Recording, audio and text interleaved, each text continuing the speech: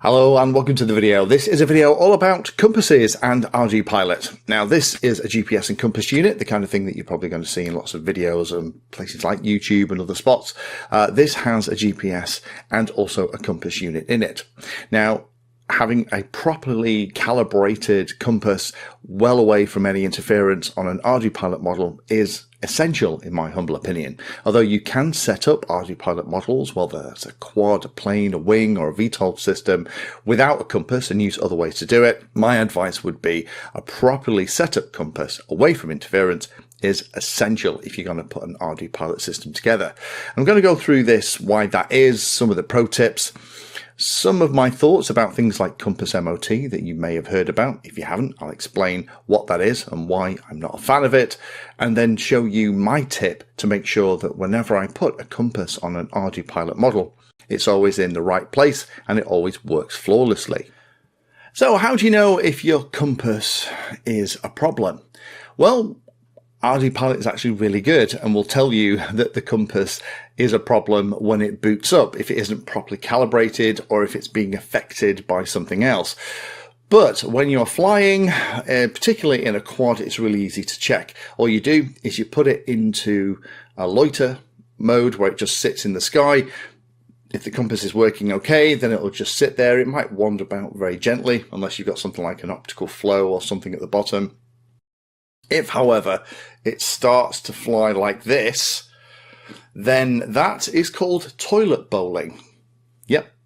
And that is a great indication that the compass either isn't calibrated properly or it's calibrated properly, but it's getting interference from something else on the model. So let's talk a little bit more about why that kind of problem occurs. Well, first and foremost, it's because the compass is poorly calibrated. The calibration needs to be redone. I would recommend every time you go to the fields as one of the first things with an Ardupilot device. You can either set it up on switch on the radio, or you can go through the live calibration with Mission Planner. There's lots of different ways that you can do it. And the compass location, the North Pole location, moves around a little bit.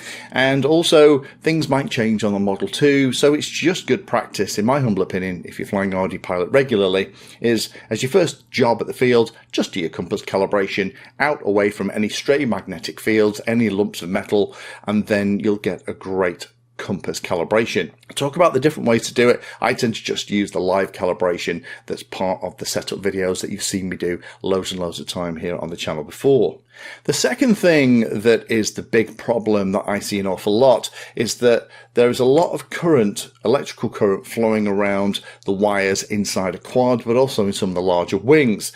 Whenever an electrical current flows down a conductor, it creates a magnetic field. That's the way that generators and motors work. That's why we can fly.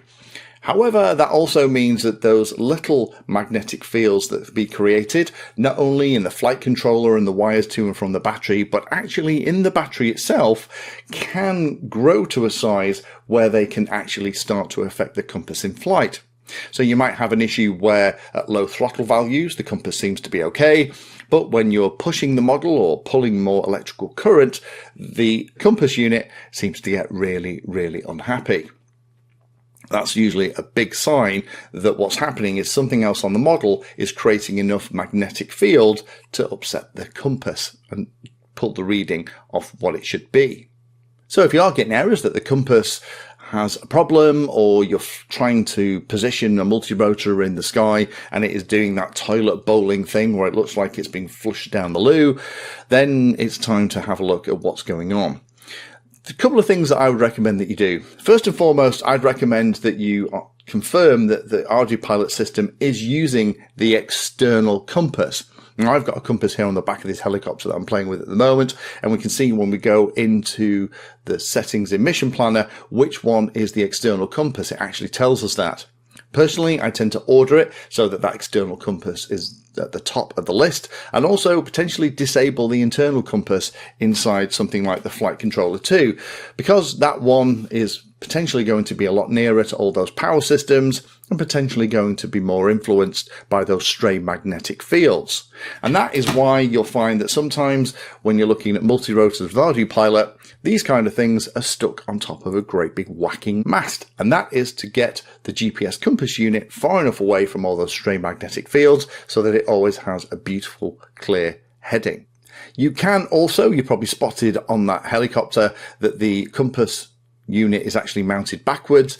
That is entirely legal to do. In the Ardupilot world, you can just change the orientation using AHRS orientation. That's one of the settings in the mission planner stuff that allows you to mount it in other orientations. I'd recommend though, if you're new to all this, I just mount it with a little arrow that's on the compass unit facing towards the nose of the model. That just makes things like calibration a little bit easier.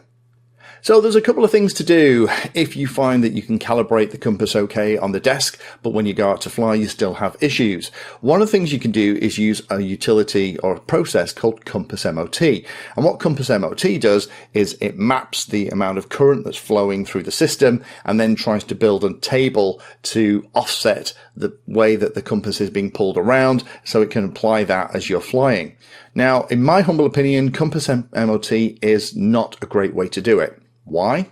Well, it relies on the compass and the magnetic field, the magnetic flux that's created as the current flows through those conductors to be identical every single time. So if you're using the same battery and the same setup, the same props and everything else, then you know what? It might be okay. However, if you go through the Compassmot process on a 3S battery and then switch to 4S, or you do it with lithium ion and then you're using LiPo batteries, potentially that little table of offsets to try and get rid of that error in your compass reading might not be right. Even doing daft things like mounting the battery in a vertical position rather than horizontal position when the compass is really close to it can make all the difference on the amount of magnetic flux that comes off the battery as that high current is flowing through all the conductors inside it.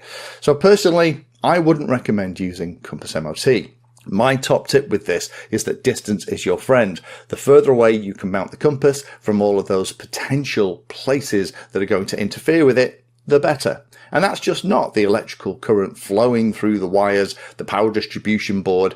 It's also all of the other magnets that are on the model. There might be magnets in hatch closing catches, so be careful of that. Obviously, the motors on your model are going to have nice big magnets in them, and also your servos are too. So how do you find the place on your model that's going to be a safe spot for this?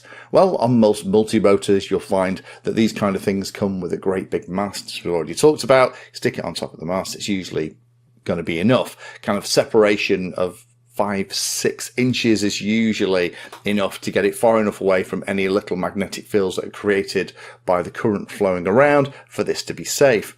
However, on something like a wing, what I do is I use a little tip that I kind of stumbled on many years ago, and that's to use this thing here, an orienteering compass.